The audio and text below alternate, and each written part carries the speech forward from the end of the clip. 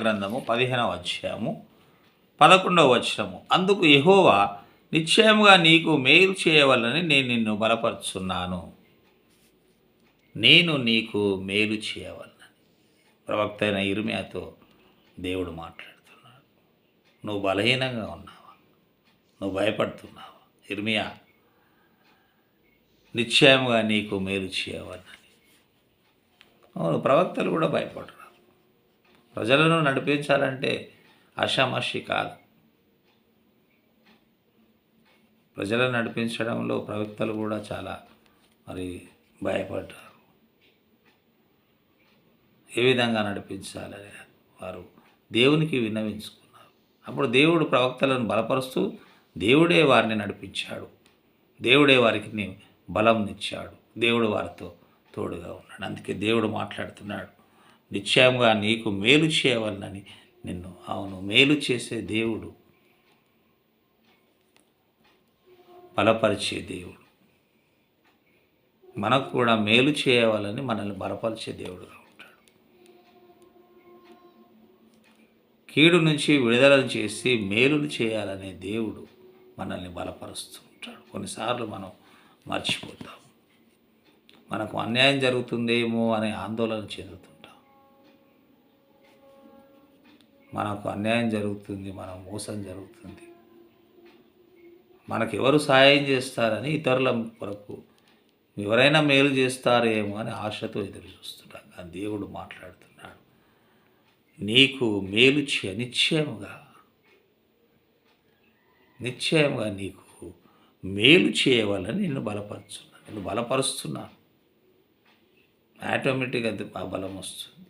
దేవుడు బలపరిచిన మనం నూతన బలమును, నూతన శక్తిని పొందని వారిగా ఉంటాం.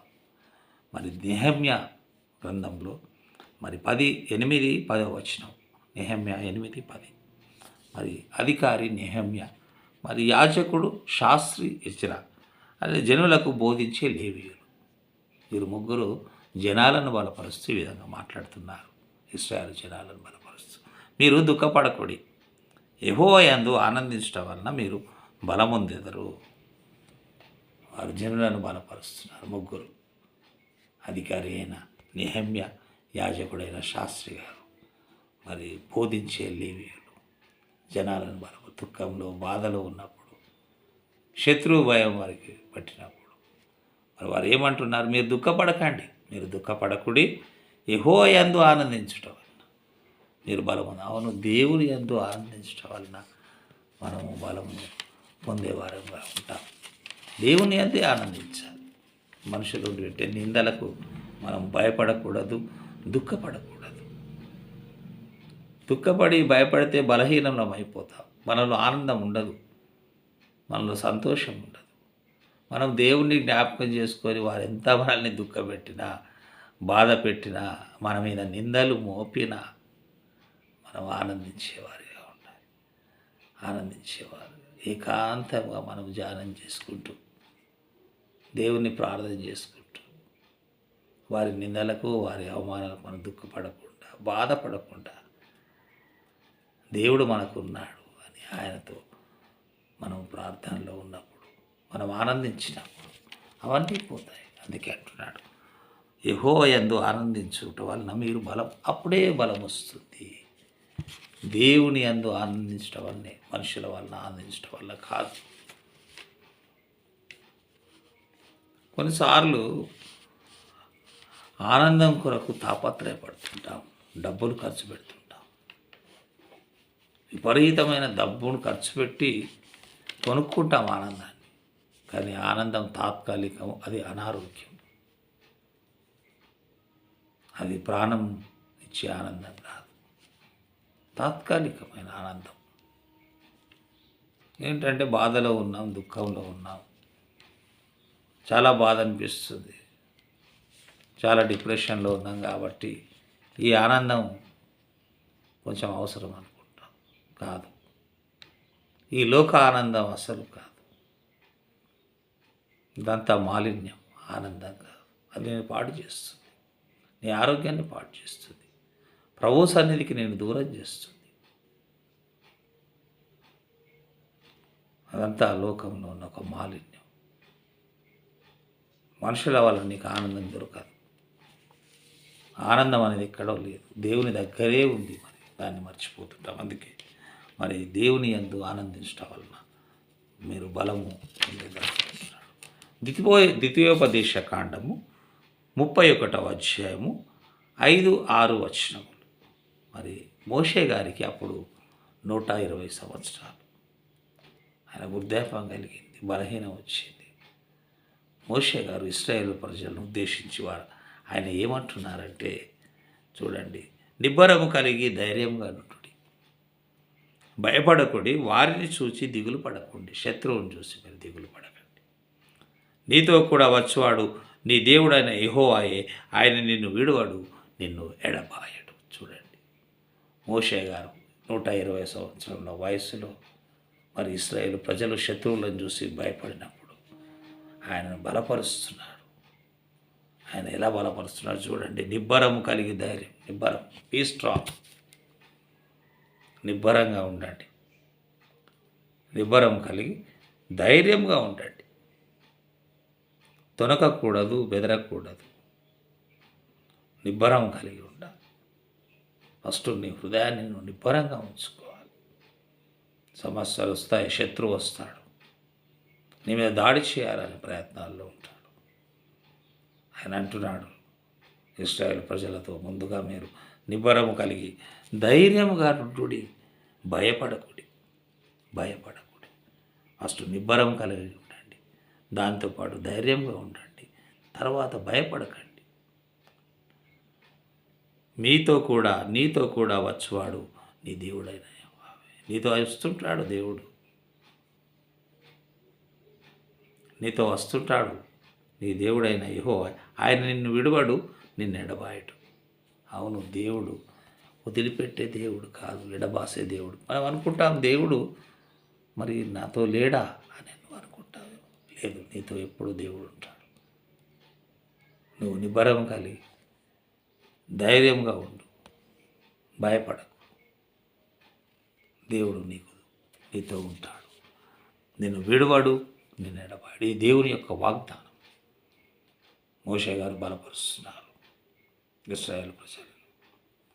అలాగే దావీదు భక్తుడు 118:6, యెహోవా నా పక్షంలో ఉన్నాడు, నేను భయపడను. చూడండి, ఆయన కూడా యుద్ధంలో మాట్లాడుతున్నాడు. యెహోవా నా పక్షంలో ఉన్నాడు, నేను భయపడను. దేవుడు మనకు పక్షంగా ఉన్న మనకు విరోధి ఎవడు? విరోధి మనల్ని జయించలేడు, విరోధి వల్ల కాదు. ఆయన అంటున్నాడు, నరులు నాకేమీ చేయగలరు. దేవుడు మన పక్షంగా ఉంటే నరులు ఏం చేయలేరండి. కొంచెం అటు భయపడతావేమో, కొంచెం భయపడతావేమో, ఎందుకంటే వారి నోటికి భయపడతావు, వారి అరుపులకు భయపడతావు, వారి కేకులకు, వారి బెదిరింపులకు నువ్వు భయపడతావేమో. కానీ నీ పక్షంగా ఉన్నది నీ దేవుడైన యెహోవా. ఇది మర్చిపోకూడదు. వారు నిన్ను ఏమీ చేయలేరు. భక్తుడైన దావీదు చూడండి ఎంత ధైర్యంగా అంటున్నాడు, నరులు నాకేమి చేయగలరు? వారు ఏం చేస్తారు? వారు ఏమీ చేయలేరు, ఎందుకంటే యెహోవా నా పక్షంగా ఉన్నాడు, నేను భయపడను. అవును, దేవుడు నీ పక్షంగా ఉంటే నువ్వు శత్రువుకు భయపడవలసిన అవసరం ఏమీ లేదు. వారు నిన్నేమి చేయగలరు? ఏమీ చేయలేరు. అలాగే మరి 119వ కీర్తనలో 9వ వచనంలో కూడా ఈ విధంగా మాట్లాడుతున్నాడు భక్తుడైన దావీదు, నీ ఆజ్ఞలు నిత్యము నాకు తోడుగానున్నవి, నా శత్రువులను మించిన జ్ఞానము అవి నాకు కలుగజేయుచున్నాయి. చూడండి, దేవుని ఆజ్ఞలు నిత్యము నాకు తోడుగా ఉన్నాయి. దేవుడైతే అయితే ఆజ్ఞలు మరి ఆయన మరి తెలియజేశాడు, ఆజ్ఞలను పాటించమన్నాడు. ఆజ్ఞలను పాటించినప్పుడు మనకు ధైర్యం వస్తుంది, నీతిగా ఉంటాం, నిజాయితీగా ఉంటాం, ధైర్యంగా ఉంటాం. అందుకే నాకు అవి తోడుగా ఉన్నాయి అంటున్నాడు. నీవు నాకు తోడై ఉన్నావు, నీ ఆజ్ఞలు కూడా నాకు తోడై ఉన్నాయి. అవును, దేవుని ఆజ్ఞలు చాలా పవిత్రమైనవి, పరిశుద్ధమైనవి. అందుకే అంటున్నాడు, అటువంటి ఆజ్ఞలు నాకు తోడుగా ఉన్నాయి. నా శత్రువులను మించిన జ్ఞానం, ఆ ఆజ్ఞలు అంటే శత్రువులను మించిన జ్ఞానం కలుగజేయుచున్నాయి. శత్రువు కూడా జ్ఞానం ఉంటుంది, కానీ దేవుని ఆజ్ఞలు వారికి తెలియదు, దేవుని ఆజ్ఞలు వారు పాటించారు. దేవుని ఆజ్ఞల గురించి వారికి అవగాహన ఉండదు కాబట్టి వారికి అంతగా జ్ఞానం సరిపోదు, వారి సొంత ఆలోచనతో ఉంటారు. కానీ భక్తుడు ఏమంటున్నాడు, నీ ఆజ్ఞలు నాకు తోడుగా ఉన్నాయి, నా శత్రువులను మించిన జ్ఞానము నాకు అది. అవును, శత్రువులను మించిన జ్ఞానము దేవుడు ఏర్పాటు చేసిన ఆజ్ఞల్లో ఉన్నాయి. ఆజ్ఞలు పాటించినప్పుడు ధైర్యంగా ఉంటావు, బలంగా ఉంటావు, దేవునితో ఉంటావు. దేవుడే నిన్ను బలపరుస్తాడు. 119వ కీర్తన 116వ వచనము, నేను బ్రతుకున్నట్లు నీ మాట చొప్పున నన్ను ఆదుకొను. అవును, మనము బ్రతకాలంటే దేవుని మాట కావాలి, దేవుని సెలవు కావాలి. మరి నేను బ్రతుకున్నట్లు నీ మాట చొప్పున నన్ను, నీవు నాకు మాట ఇచ్చావు, నన్ను ధైర్యపరుస్తున్నావు, నన్ను బలపరుస్తున్నావు, నాకు మంచి ఆజ్ఞలు ఇచ్చావు, నీ తోడు నాకు ఉంది. నువ్వు దుఃఖపడకుడి అన్నావు, బాధపడకుడి అన్నావు, చింతపడకుడి అన్నావు.